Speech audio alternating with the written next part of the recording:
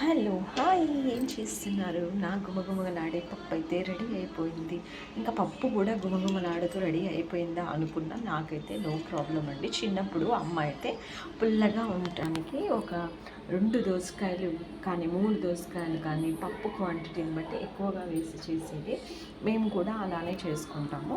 ఎందుకంటే పప్పు క్వాంటిటీ కొంచెం తక్కువగా ఉండి దోసకాయలు కానీ టమాటోస్ కానీ చేసినప్పుడు, ఆకుకూరలు చేసినప్పుడు అవి ఎక్కువగా ఉండి ఇది తక్కువగా ఉంటే పప్పు అనేది టేస్టీగా ఉంటుంది. ఎంతమంది ఇలా చేస్తారు నాకు కామెంట్ చేయండి. నేనైతే ఎప్పుడైనా సరే అలానే చేస్తాను. ఇంకా దీంట్లో కొంచెం ఒక 2 టమాటాస్ కూడా వేసుకున్నాను. ఎంత టేస్ట్గా ఉందంటే కొంచెం టేస్ట్ చేసి తొందరగా అన్నం తినాలనిపిస్తుంది. సో బాక్సెస్ అయితే పెడుతున్నాను. దీనిలోకి అంచుకోవడానికి ఫ్రై ఐటమ్ వచ్చేసి పొట్లకాయ పకోడీ వెరైటీగా ఉంది కదా, మీరు ట్రై చేయండి ఈసారి. ఓకేనా? నేనైతే బాక్సెస్ పెట్టాలి, టిఫిన్ చేయాలి. Bye bye.